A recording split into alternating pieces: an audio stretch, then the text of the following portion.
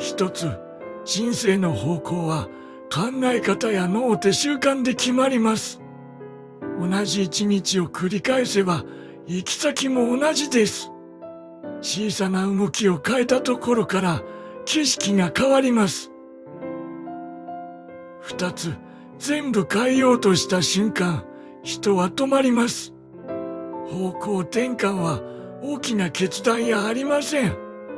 角度を少し変えるだけで先は別です。